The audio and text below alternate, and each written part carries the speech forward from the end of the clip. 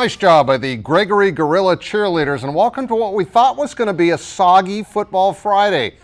I had all kinds of rain gear with me, and I was prepared. I'm Mark Ovenden, he's Zach Borg. Yeah, it turned out to be a little more hot than soggy. We have another really busy show, a hot show with highlights from 11 games, and tonight's recaps are brought to you by RepairableVehicles.com. We start our extensive coverage at the game of the night in Gregory, where the cheerleaders were. We had the top two teams in 9AA playing.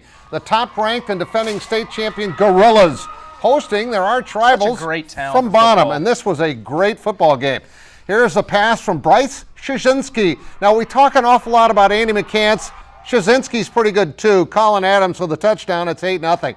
But McCants heaves it deep to Jade Vanderwerf. Cannon. Touchdown. That combination is lethal.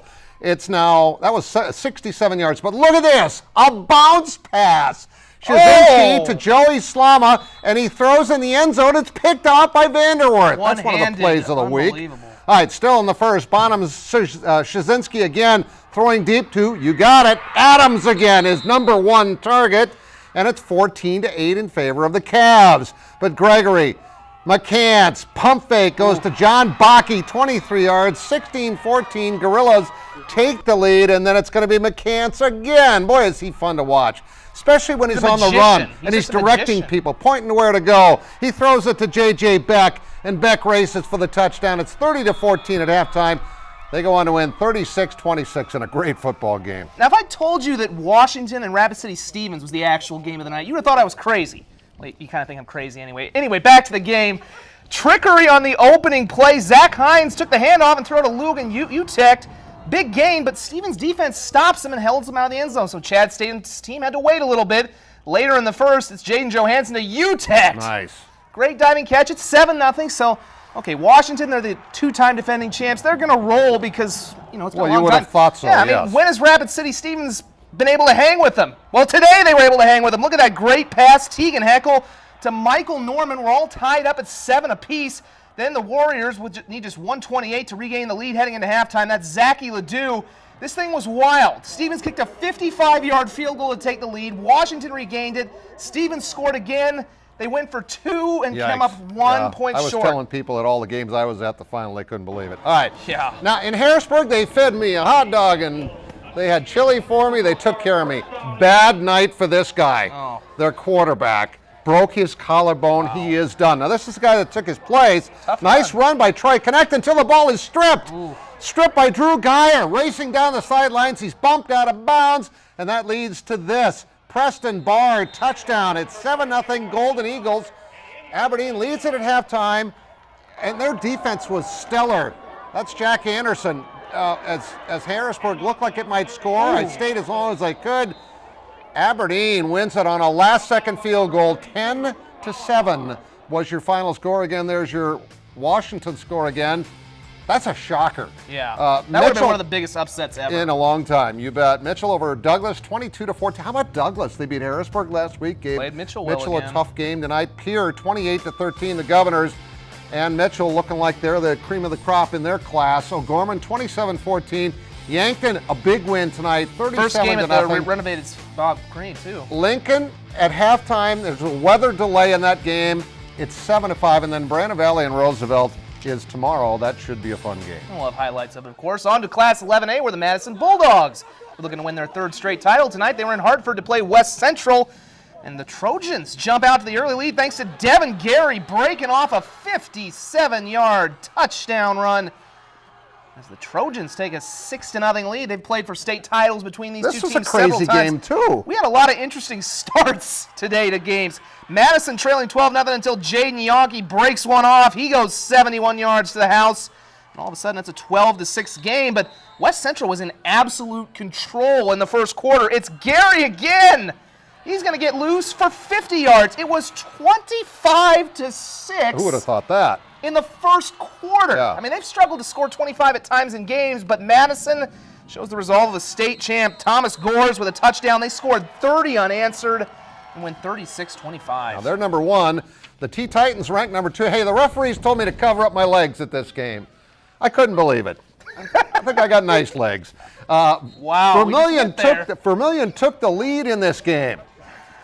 Touchdown run there by Brett Culver at 6-0. But after that, the Titans take over. 3 plays later, Hunter West to Carter Slykows, 7-6 in favor of the Titans. Next possession, give it to number 1, and watch this spin move right here. That was nice. 39 yards on this run by Slykows, and guess who gets the call? You got it. Just give it to number 1 again. He puts his shoulder down right here. Boom! Into the end zone for the touchdown, and it's 13-6 in favor of the Titans. And right before halftime, it's going to be West again on the slant. Trevor Cox takes it in. That made it 20-6, your final 34-6 in favor of the home team. And a big-time rivalry game near Colton between Tri-Valley and Dell Rapids. They were just kidding me about my legs. I just know that. Quarriers trailing 7-0 when Jeffrey Sioux hauls in this pass, stretches for the end zone, touchdown. We're tied up, but Tri-Valley would answer. Watch this cutback by Landon Freeman. Landon is gone for the touchdown, 14-7 in favor of the Mustangs. Now the Mustangs are looking to tack on before halftime. It's going to be Noah Jewett this time. He tosses one up, and watch the nice catch. Cade Failer with a great catch down inside the 5-yard line, and then Caden Lamer is going to haul in the touchdown to put Tri-Valley up 21-7. But believe it or not, Dell Rapids comes back with 3 touchdowns late to win it 28-21. On to 11B, where the Cossacks of Sioux Valley are on top. They're at Lennox tonight. It was Lennox's homecoming.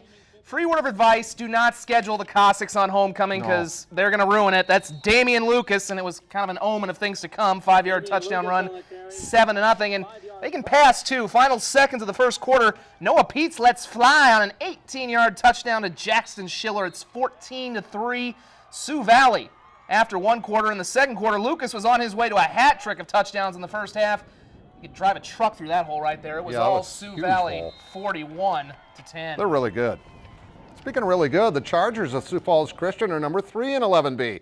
They hosted Elk Point-Jefferson at the Bob. Start of the second half, Dawson Mulder out of the Wildcat, breaks free. He is racing toward the goal line. Nice effort there to tackle him before he gets in.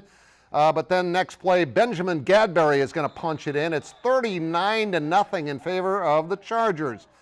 The Hawks would break the shutout going on their ensuing drive. Preston Pfeiffer dives into the end zone to make it 39-7. But Jake Pettengill, his team not done yet. Nathan Peters around left end. I promise I'll find him eventually. There's Nathan for the touchdown. That made it 45-7, and that was your final score. How about another big one in 9-man as Irene Wakonda played at Canastota Freeman against the Pride. This game was in Freeman, and there was a lot to be proud of for both teams. On 4th and 8, Trey Ortman to Scott Jolly. He's going to make everyone in Canastota and Freeman very jolly. He is into the end zone to make it 6-0 Canastota Freeman. If it works, keep doing it. Jolly up the middle again. It's 14-0 after the 2-point conversion. Remember Trey King last week pretty much carried them to win over Howard? 600 yards offense. Yeah, well, guess what he's doing here? Look at that tough carry out of the quarterback keeper in for the score. It's 14-6. But it was Jolly again, his 3rd touchdown. It was 20-6. But it was not good night Irene. They came back and tied it. Canastota scored with 6 seconds left. Look at the tough running by Jolly as they go on to get the big win. 34-28. Nice touchdown run. First loss for Irene Wakonda. We had another rivalry game in Luverne where the Cardinals hosting the Arrows of Pipestone. Off to a great start. Garrett Plager with a touchdown run, and the Arrows go on top 6-0. Now we've got a pick coming up here by Cade Versteeg of the Cods. That ball was deflected, and it's a lineman getting the pick. That's a lineman's dream. Yeah. However, later on, it's going to be Matt Enger with a pick going the other way. The linebacker rips it down the sidelines. He's gone. That's the ultimate dream Number 50 for the score. And that's your final score. Pipestone over Luverne, 14-0. And our final stop of the night was in Hills, where the Patriots hosted Westbrook Walnut Grove. A lot of people still thinking, of course, about Trenton Bass. I saw some great fundraisers, by the way, at Lennox and Sioux Falls Christian. How about Bailey Susie blocking the punt? And the Patriots recover. That leads to this. Easton Harnack will put it into the end zone. That cuts the deficit to 22-20. Westbrook Walnut Grove on top. But they would pull away. It was Kyle Kuhl getting a touchdown run for the visitors. as for the second straight week, it's a heartbreaking loss for the Patriots. They lose 28-20. Again, there's your Pipestone score, 14-0 for the Arrows. Lots more scores here for you. Irene, Wakonda, and Canastota Freeman as the Pride win it late with 7 seconds left. Sioux Falls Christian wins big. Sioux Valley over Lennox. These are the games we all had highlights of. Dell Rapids win 28-21. Tea area 34-6. I know those officials were just teasing me. Madison beats West Central with the final 30 points of the game.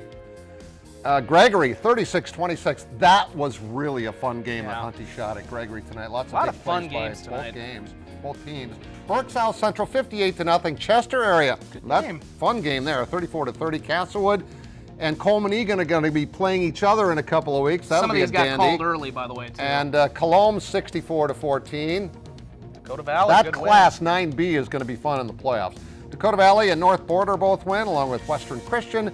McCook Central Montrose over Roncalli in a defensive game there. Marshall, what are they now? That's 254 points they've scored in 4 games. And they haven't allowed a point? Yeah, that's off all the top of my right. head. It's something like that. They're averaging like 64 points a game. That's decent. Corsica Stickney 54-0. Elkton Lake Benton wins tonight. Parker over Byberg Hurley 50-13. Potter County with a big win. Howard's Tigers put 71 points on the board tonight. I'd say they are back. St. Thomas More 54-0 homecoming for Howard tonight. Yeah. Todd County 58-28. Webster wins the Bearcats 39-0. Winner in a tight one at Mount Vernon beats MVP 20-14.